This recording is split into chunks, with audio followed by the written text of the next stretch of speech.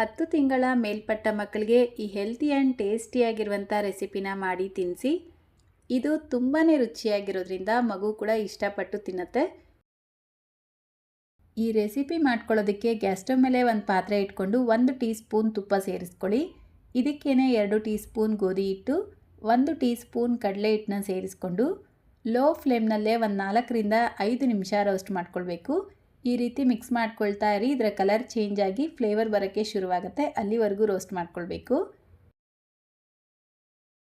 ನೋಡಿ, ಒಂದು 5-6 ನಿಮಿಷಕ್ಕೆ ನಾವು ಸೇರಿಸ್ಕೊಂಡಿರುವಂಥ ಗೋಧಿ ಹಿಟ್ಟು ಕಡಲೆ ಹಿಟ್ಟೆಲ್ಲ ಚೆನ್ನಾಗಿ ರೋಸ್ಟ್ ಆಗಿ ಗೋಲ್ಡನ್ ಕಲರ್ ಆಗಿದೆ. ಈ ರೀತಿ ಕಲರ್ ಬಂದಿದ ತಕ್ಷಣ ಇದಕ್ಕೆ 1 ಲೋಟ ನೀರು ಸೇರಿಸ್ಕೊಳ್ತಾ ಇದ್ದೀನಿ.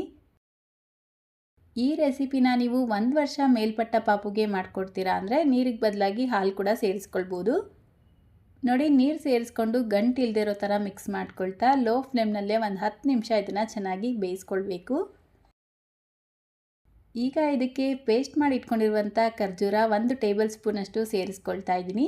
ಖರ್ಜೂರ ಪೇಸ್ಟ್ ಇಲ್ಲ ಅಂದರೆ ನೀವು ಬೇಕಿದ್ರೆ ಬೆಲ್ಲ ಕೂಡ ಉಪಯೋಗಿಸ್ಬೋದು. ಇದೆಲ್ಲವನ್ನು ಸೇರಿಸ್ಕೊಂಡು ಚೆನ್ನಾಗಿ ಮಿಕ್ಸ್ ಮಾಡಿಬಿಟ್ಟು ಲಾಸ್ಟಲ್ಲಿ 1 ಟೀ ಸ್ಪೂನ್ ಡ್ರೈ ಫ್ರೂಟ್ಸ್ ಪೌಡರ್ನ ಸೇರಿಸ್ಕೊಳ್ತಾ ಇದ್ದೀನಿ. ಈ ಡ್ರೈ ಫ್ರೂಟ್ಸ್ ಪೌಡರ್ ಯಾವ ರೀತಿ ಮಾಡೋದು ಅಂತ ಈಗಾಗಲೇ ನಮ್ಮ ಚಾನಲಲ್ಲಿ ವಿಡಿಯೋ ಇದೆ, ಬೇಕಿದ್ರೆ ಚೆಕ್ ಮಾಡಿ. ಫ್ಲೇವರ್ಗೆ ಬೇಕಿದ್ರೆ ಒಂಚೂರು ಏಲಕ್ಕಿ ಪುಡಿನ ಸೇರಿಸ್ಕೊಳ್ಬೋದು. ನಾನಿಲ್ಲಿ ಡ್ರೈ ಫ್ರೂಟ್ಸ್ ಪೌಡರ್ ಸೇರಿಸ್ಕೊಂಡಿರೋದ್ರಿಂದ ಅದರಲ್ಲಿ ಏಲಕ್ಕಿ ಪುಡಿನ ಸೇರಿಸಿದ್ದೀನಿ, ಸೊ ಅದಕ್ಕೆ ಇಲ್ಲಿ ಸೇರಿಸ್ಕೊಳ್ತಾ ಇಲ್ಲ. ನೋಡಿ, ಇದೆಲ್ಲವನ್ನು ಸೇರಿಸ್ಕೊಂಡು ಈ ರೀತಿ ಚೆನ್ನಾಗಿ ಮಿಕ್ಸ್ ಮಾಡಿ ಗ್ಯಾಸ್ ಫ್ಲೇಮ್ನ ಆಫ್ ಮಾಡ್ಕೊಳ್ಳಿ. ಈ ಕನ್ಸಿಸ್ಟೆನ್ಸಿ ಇದ್ರೇ ಸಾಕು. ಇದು ಸ್ವಲ್ಪ ತಣ್ಣಗಾದ್ಮೇಲೆ ನೀವು ಬೇಕಿದ್ರೆ ಒಂದು ಚೆನ್ನಾಗಿ ಹಣ್ಣಾಗಿರುವಂಥ ಬಾಳೆಹಣ್ಣು ಮ್ಯಾಶ್ ಮಾಡಿಬಿಟ್ಟು ಇದ್ರ ಜೊತೆಗೆ ಸೇರಿಸಿ ತಿನ್ನಿಸ್ಬೋದು.